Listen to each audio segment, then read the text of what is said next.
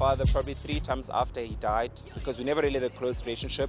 So ever in my dreams, my father is trying to reach out. He just asked me for tea.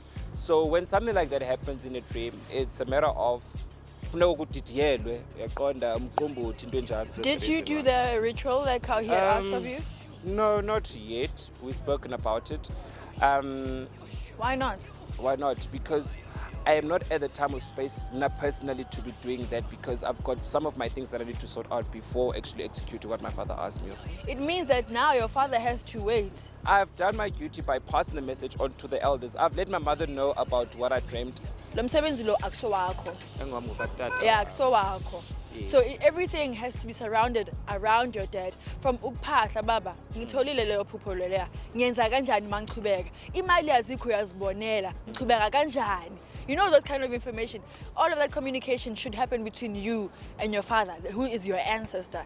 We understand and appreciate that your family comes into play, and they make things easier because they have a greater understanding, because they have rituals as well. But mainly, it's the ancestor themselves that has to speak. Okay. So you are...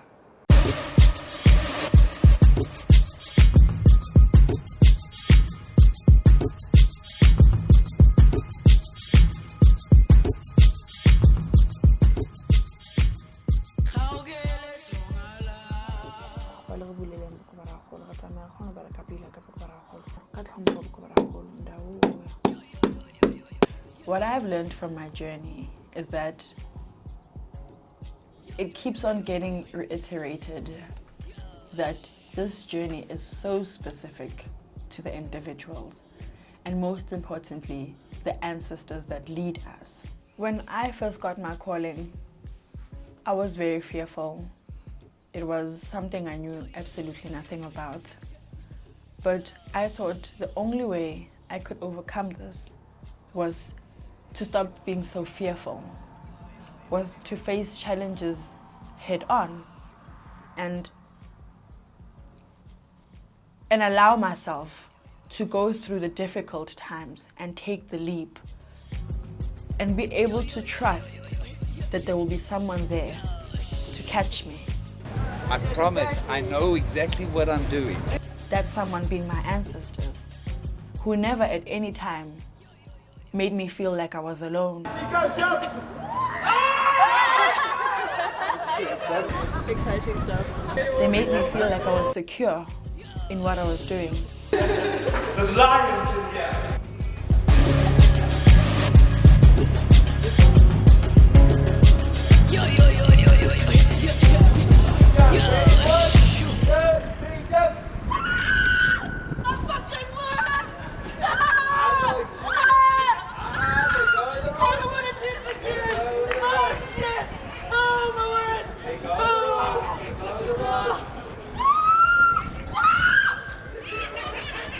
Jumping off the building was like when I got my first dream. When I was shown my grandmother moving aside and giving me my bag and saying, "It's your turn." I knew nothing about that world, just as much as I knew nothing about how secure is the harness that was tied onto me. I had to literally go through the motion, go through the steps to know that I am secure and I will be fine. So if you do not take the risk, you'll never know. You could find that this is a defining moment. It will change the rest of your life.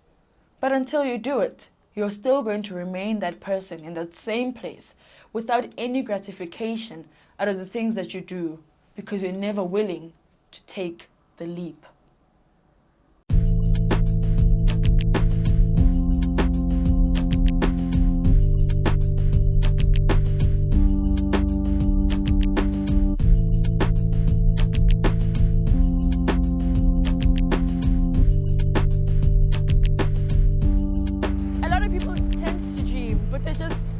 Wishy-washy for them. It means nothing to them. It's just a dream based on activities that happen during the day. And dreams don't necessarily work that way. Dreams do use certain elements of your everyday life to bring you back to the now. dreams are divided into two. There are those dreams which are authentically from God. There are those which are from the devil. I don't believe in dreams. I do dream, but I don't believe in dreams. I don't think dreams are significant. But most of the time they are significant. You dream about things that you want to aspire to do. I don't have connection with my ancestors, and I don't believe in ancestors. I believe that they're there, but I don't have sort of a connection to them. I've grown up with people that actually had dreams whereby their ancestors are talking to them. I cannot just abandon culture and tradition because now the Western side is taking over. I don't really think much of my ancestors, to be honest. I don't really know them. Idlozi kabantu abadala abangasekho. I love speaking to the older generation. They are confident, they're comfortable in talking about their belief systems. Most importantly, they have a story to tell. They have lived, so it's an experience of their own or someone within their families. So they end up having so much more information to tell you about ancestries, about dreams, about anything related to their tradition.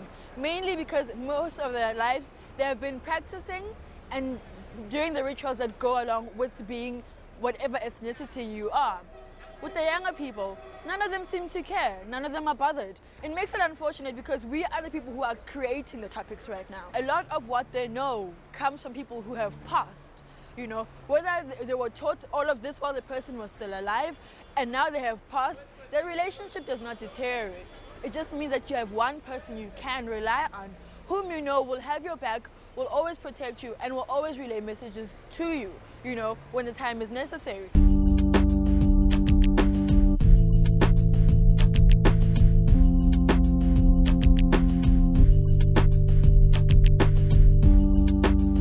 There are dreams which of course are basically indicating and basically showing you the way. And there are dreams which of course are foretelling about your life and other people's life and so forth. And the dreams which of course are those dreams which are bad dreams, which are negative dreams. Then we need then to begin to make a difference between the two. We live our dreams, both at the physical and as well as spiritual level. You'll find that you come across people who dreamed a dream 20 years ago. They never forget that dream. That is a genuine dream, which came from their ancestors, which came from God. And that dream was actually communicating something to that particular person. That person decided to ignore the dream. And ignoring that particular dream dream became an obstacle and a negative force in that person's life. You see, until he addresses what was contained in that particular dream, that person will never see a way forward in his or her life. It all begins with you. You have to keep the spirit alive within you. You automatically have to have hope and have faith that whatever it is that you're working towards will come out as best as you hope it will. You can even grab them by the hand and show them what they need to do. But until they're fed up with the struggles in their lives, they won't do anything about it. They're the ones who experienced the dark thoughts, the bad dreams, the no progress that they have in their lives. They're the only ones who go through that. For me, before I became Bozangoma, before I became Ngaka, I knew nothing about it as well. I had to be taught from the beginning, to the point that when Hanekile Kobungomeng, I was the only person who could speak English. And Kobela Waka used to say, "You're going to express yourself in English." And I'd be like, remember, if this is real, it's going to take its course. In the process of those dreams, you'll be one person amongst the clan or amongst people which of course you've surrounded yourself or your friends, who'll be able to tell certain things before they happen. And those are signs that indeed this person's got a calling. Growing up, I didn't know how or what it meant when I would share my dreams with my family and they would come true. I still didn't know what that meant. For me, what I've learned so far is that I'm a prophet. Yes. You know, I don't have to korkilo twice or anything like that. All I have to do is just keep praying and just help people and stuff like that. So, attend church, neither for me because now they speak to me in my dreams. But mo ditorong. Sometimes hona le tsona ditjheso tseo I can get to see go go tsagala mo tsona ditjheso tseo. But sometimes even if ke one or ke tsamaya le motho ba kgona ho bua le nna, so I can speak to the person o ba batlang ke mo thuse. You understand? It'll just come randomly, like you wouldn't know, but you know gore ba buile le wena in order for you to help the next person that's aside you.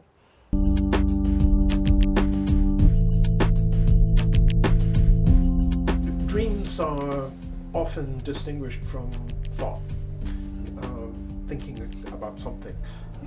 But we don't necessarily need to make that distinction. Psychologists, especially Sigmund Freud and some of the 19th century philosophers, psychologists, made a clear distinction. Traditional healing doesn't necessarily make that distinction. People have dreams, and that tells them what they need to do. It tells them what their ancestors, the Madloti or Madlozi, want them to do. There isn't an easy path to entering trance, for instance, for controlling your dreams. Very often people lose control of that. Now that can happen to anyone, any place, any time. And it can be extreme, in which case, we call it psychosis. In other cases, it can be a guiding influence. It can even be the source of knowledge as you think about something and bring it to conclusion. One way to do that is to enter training as a traditional healer. Today, there's a whole blanket approach to what Bozangoma is about, what Bongaka is about, what witchcraft is about. Also, what we read in the papers does not ignite what you want, like there's a feeling, the thought of wanting to learn more about it. The images you see, whether it's stills or moving, they all depict and show traditional healers and healing in a bad way, in a way that you wouldn't even want to be associated with it. We are not fully supported by government. We are not fully supported by our own governing bodies that we have. And and amongst ourselves, we don't fully support ourselves as well. Most of the information that has been produced by academics, or the academic information, is about the public aspects, the dancing, the performances, the clothing, just the strange look.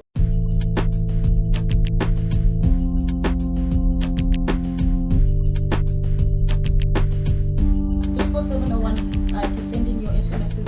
Let me just look at some of the SMSs that have come through. Emmanuel, again, talking about Christianity, and you guys were saying that you're also Christians. Where do you strike that balance? We're not worshipping.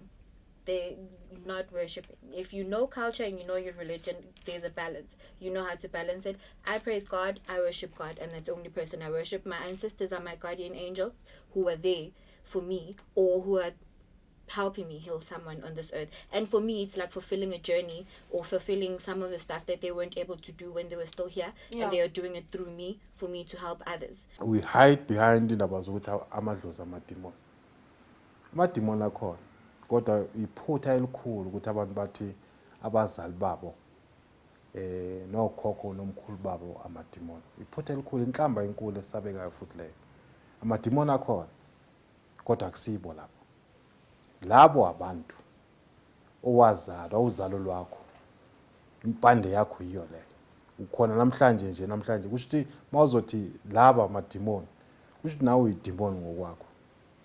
All these stories, what actually happens at initiation schools? You go through how to handle speaking to people, public relations and stuff like that, how a client would come in, you'd make them feel at home, you'd understand more of the psychological problems that one comes with, because a lot of people that come to Sangomas are not really sick physically, they're sick emotionally, they're sick psychologically. So they teach you how to go through all of that, how to decipher a person by just looking at them, through their dreams, understanding who they are, and get them from a place where they are in distress to a place where they are where they can think clearly and have a way forward. Whether you tell them to go pray with candles, pray at a certain time of the night, or go bath in the river, get a cleansing, whatever the case is.